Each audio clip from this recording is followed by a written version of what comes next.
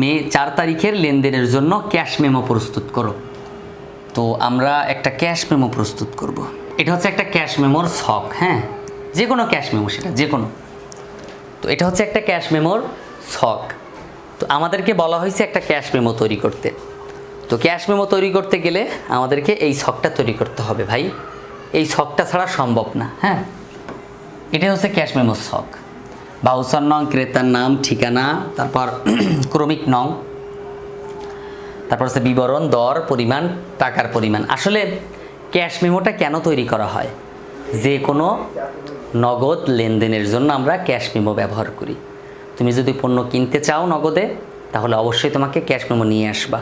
কিনে আনার সময়, পণ্য কিনে আনার সময় দোকানদারের থেকে ক্যাশ মেমো নিয়ে আসবা। আবার যদি পণ্য বিক্রি করতে চাও, তাহলে তখনও কি করবা? ক্যাশ মেমোটা নিয়ে, মানে ক্যাশ মেমো দিয়ে দিবা, হ্যাঁ, তাকে। তা নাহলে এটা একটা অপরাধ। তুমি যদি ক্যাশ মেমো যদি তুমি প্রদান না করো, অথবা তুমি কেনার সময় যদি ক্যাশ মেমো না নেও, তাহলে সেটাও কিন্তু তোমার জন্য অপরাধ হবে। হ্যাঁ, তো এটা কিন্তু দেখো না, দেশে অভিযান চলে না ভোক্তা অধিদপ্তরে, তো এই ক্ষেত্রে কিন্তু ক্যাশ মেমো দেওয়া নেওয়ার ক্ষেত্রেও কিন্তু কড়াকড়ি অভিযোগ। হ্যাঁ, তো এখানে বলছিল 4 তারিখের লেনদেন দ্বারা, বলছে মেয়ের 4 তারিখের লেনদেনের জন্য ক্যাশ মেমো প্রস্তুত করো।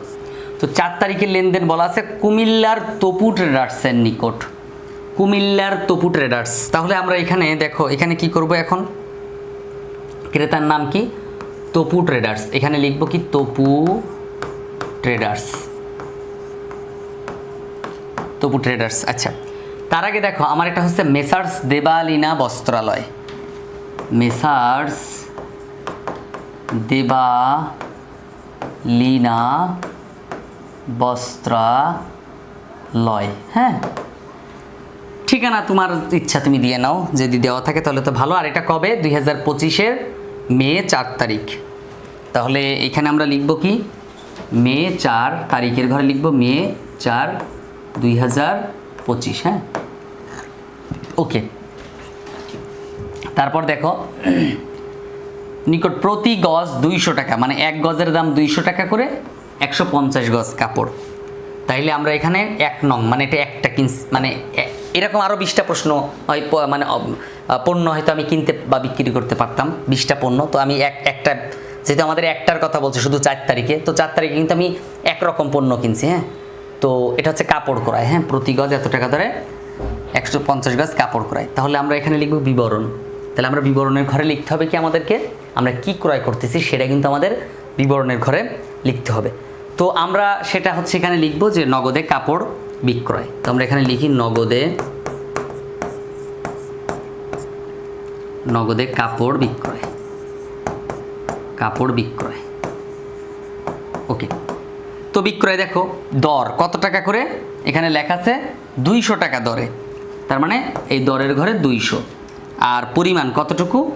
150 গজ। তাহলে 150 গজ লিখি, 150 গজ। হ্যাঁ, পরিমাণ কত? 150 গজ।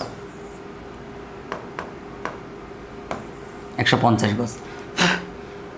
আচ্ছা, তাহলে 150 গজ যদি হয়, এখন দেখো তো এই 200 আর 150 গুণ করলে কত হয়? 200 বাই 150 গুণ করো, তাহলে হবে কত? 30,000 টাকা। 30,000 টাকা পরিমাণ, 30,000 টাকা টাকার পরিমাণ। তো ঠিকানা কোথায়? ঠিকানাটা আমি তো লিখলাম না, কুমিল্লা। তাহলে এই যে ঠিকানা হচ্ছে কুমিল্লা, এখানে লিখে দাও কুমিল্লা। কুমিল্লা, ব্যাস। এখন দেখো আমরা আমাদের নগদে কাপড় বিক্রয় 200 গজ, পরিমাণ হচ্ছে 150 টাকা করে। পরিমাণ হচ্ছে 150 টাকা করে, আর দর হচ্ছে কত? দর হচ্ছে 200 টাকা করে, আর পরিমাণ হচ্ছে 150 গজ। দুটো একসাথে গুণ করলে কত হয়? 30,000 টাকা হয়। এখন দেখো আমাদের এখানে একটা কারবারি বাট্টা আছে, এই যে বলা আছে কি যে 5% বাট্টা। তো এটা কারবারি বাট্টা বলা হয়, তো আমরা এই কারবারি বাট্টাটা বাদ দিব। এখানে লিখব কারবারি বাট্টা। কারবারি বাট্টা। কারবারি বাট্টা কত পার্সেন্ট বলছিল? 5% বলছে। এই যে 5%, দেখো এই যে 5%। তাহলে এখানে 5% দাও। তো 30,000 টাকার 5% করলে হয় কত? 1500 টাকা। এই 1500 টাকা এখান থেকে বাদ দাও, তাহলে কত হয়? 28,500 টাকা। 28,500 টাকা। ওকে, 28,500 টাকা। ওকে, তাহলে আমরা এখানে কথায় লিখব কি? 28,500 টাকা। 28 28,500 টাকা।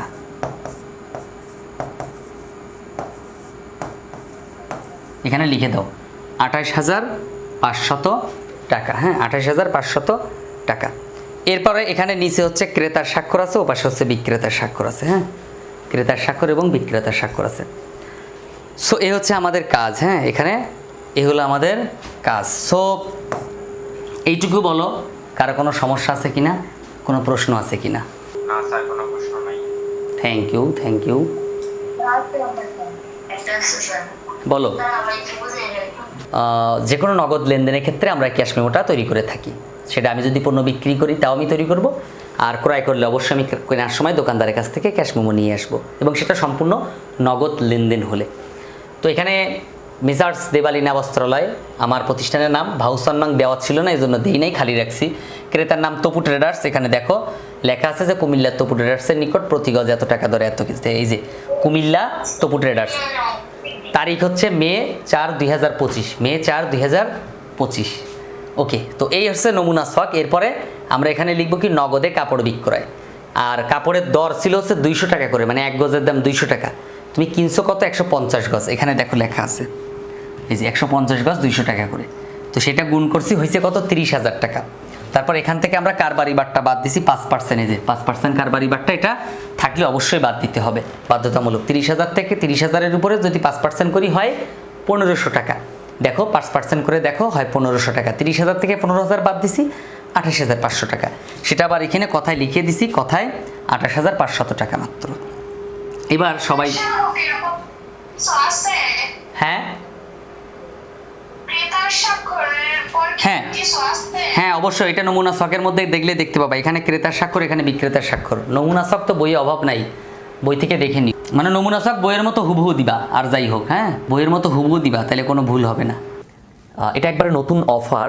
যারা আমার কোর্সে ইতোপূর্বে ভর্তি হয়েছো বা ভর্তি হওয়ার চিন্তা করেছো তাদের জন্য বলি, আমার নতুন অফারটা হচ্ছে হিসাব বিজ্ঞান, ফিনান্স এবং উদ্যোগ, একসাথে 3টা বই। খেয়াল করে দেখো, হিসাব বিজ্ঞান, ফিনান্স এবং ব্যবসায় উদ্যোগ, এই 3টা বই তুমি কমপ্লিট করে নিতে পারবে একদম 50% ডিসকাউন্টে। 50% ছাড় থাকবে। আগে ছিল 2400 টাকা, এটা কেটে দিয়েছি, এখন হচ্ছে 1200 টাকা মাত্র। অর্থাৎ 1200 টাকা একবারই পেমেন্ট করতে হবে। অনেকে প্রশ্ন করে, স্যার টাকাটা কি একাধিকবার দিতে হবে, প্রতি মাসে দিতে হবে? না, একবারই পেমেন্ট করতে হবে। 6 মাস তোমার ক্লাস চলবে, এর মধ্যে বই কমপ্লিট হয়ে যাবে। বাকি 6 মাস রিভিশন হবে। কারো কোনো ডাউট থাকলে, প্রবলেম থাকলে সেগুলো সলভ করে দেওয়া হবে। হয়তো তখন ওইভাবে ক্লাস হবে না নিয়মিত, কিন্তু প্রবলেমগুলো সলভ করা হবে। যখন অনেকগুলো প্রবলেম একসাথে জমে যাবে তখন সেটা সমাধান করা হবে। 6 মাসের মধ্যে তোমার বইটা কমপ্লিট হয়ে যাবে ইনশাল্লাহ। সো এই ছাড় যদি তুমি গ্রহণ না করো তাহলে তোমার কপাল খারাপ, তুমি হয়তোবা ভালো রেজাল্ট করতে চাও না। আমি বলে দিচ্ছি, আমার এই কোর্সের মেইন ফোকাস হচ্ছে কিভাবে একজন স্টুডেন্ট A+ পেতে পারে। হ্যাঁ, A+ আমার টার্গেট। অর্থাৎ তুমি যতই দুর্বল স্টুডেন্ট হও না কেন, আমার টার্গেট হচ্ছে তোমাকে নিয়ে A+ পাওয়ানো। সো যারা A+ পেতে চাও, একটু কষ্ট করে আমাকে স্ক্রিনে দেওয়া নাম্বারে যোগাযোগ করো। যোগাযোগ করে যত দ্রুত পারো কোর্সে ভর্তি হয়ে যাও। ভর্তি হওয়ার প্রক্রিয়াটা আমাকে ফোন দিয়ে তুমি জিজ্ঞাসা করতে পারো। জাস্ট পেমেন্ট করে দিলেই হবে। 1200 টাকা পেমেন্ট করে হোয়াটসঅ্যাপে একটা মেসেজ দিলে হবে যে আমি টাকা পাঠাইছি এই নাম্বার থেকে। তো টাকা পাঠানোর পরে তোমাকে সিক্রেট গ্রুপে অ্যাড করা হবে। তারপর তোমাকে ট্রেনিং করানো হবে কীভাবে ক্লাস করতে হয়। এই যে জুম অ্যাপে ক্লাস হবে, জুম অ্যাপ যে অ্যাপে হচ্ছে মিটিং হয়, ক্লাস করানো হয়। অনেকে ফেসবুক গ্রুপে ক্লাস করায়, তো ওখানে কমেন্ট করে তারপর প্রশ্ন করতে হয়। তুমি একটা প্রবলেম বুঝতেছো না, আমি যেমন এটা বুঝাচ্ছি, তুমি বুঝতেছো না, আমাকে প্রশ্ন করতে হবে না। তো ওখানে হচ্ছে সেটা না করে হয় কি, জুম অ্যাপে ক্লাস না করায় ফেসবুক গ্রুপে ক্লাস করায়, লাইভে মানে কমেন্ট করতে হয়। তো কমেন্ট করতে গেলে এটা সাথে সাথে ওই টিচার দেখতেও পারে না। তুমি যখন কথা বলবা আমার কথার মাঝে, হ্যাঁ, তখন তো তুমি প্রশ্ন করবা, সরাসরি প্রশ্ন করবা আর কি।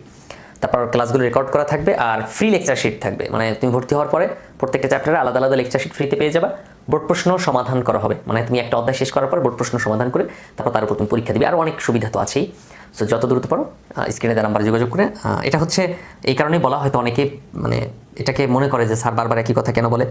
ব্যাপারটা হচ্ছে, এটা আমি মনে করাই দিই এই কারণে যে যদি তোমার মানে তুমি যদিও ভিডিওটা হয়তো সার্চ করে দেখতেছো কিংবা তুমি আমার নিয়মিত ক্লাস দেখো, কিন্তু ইনফরমেশনটা জানলে হয়তো তোমার উপকার হতে পারে। মাত্র 1200 টাকা দিয়ে একবারই 1200 টাকা পেমেন্ট করতে হয়। 1200 টাকা দিয়ে তুমি পুরো বই কমপ্লিট করে নিতে পারতেছো। সো এটা তোমার জন্য তো বিগ অপরচুনিটি, তাই না?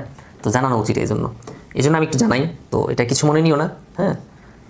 ভালো না লাগলে স্কিপ করে দিবা, দিয়ে তারপর আগে যাবা, ক্লাস দেখবা। আসসালামু আলাইকুম রহমতুল্লাহ। প্রাণপ্রিয় শিক্ষার্থী, আশা করি অনেক অনেক ভালো আছো। আজকের ক্লাসে আমি সমাধান করে দিব এসএসসি বা নবম দশম শ্রেণী হিসাব বিজ্ঞান বইয়ের তৃতীয় অধ্যায় দুতরফা দাখিলা পদ্ধতি ডাবল এন্ট্রি সিস্টেম। এই দুতরফা দাখিলা পদ্ধতির একবার বোর্ড বইয়ের 3 নং সৃজনশীল প্রশ্ন আজকে সমাধান করে দিব। 3 নং সৃজনশীল প্রশ্নটি আজকে পুরোটাই সমাধান করে দিব। সো দেখো, এটা হচ্ছে উদ্দীপক।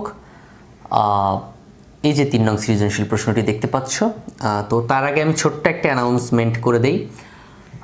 সবার আগে যেটা থাকবে কথা, তোমরা যারা আমার চ্যানেলটা সাবস্ক্রাইব করোনি আর আমার চ্যানেলে আজকে প্রথম ক্লাস করতেছো, আজকে প্রথমেই যদি তুমি এই ভিডিওটা পেয়ে থাকো, এই ক্লাসটা পেয়ে থাকো, তাহলে প্লিজ একটু কষ্ট করে চ্যানেলটা সাবস্ক্রাইব করে দিও। আর সাবস্ক্রাইব করার পাশাপাশি এই ভিডিওতে একটা লাইক দিয়ে দিও, তাহলে হয়তো ইউটিউব ভাববে যে এই ভিডিওটা দরকার আছে সবার জন্য। তাহলে করবে কি, আরও তোমার মতো যারা স্টুডেন্ট আছে তাদের সামনে এই ভিডিওটা নিয়ে যাবে। সো এই জন্য এই কাজটা করতে পারো।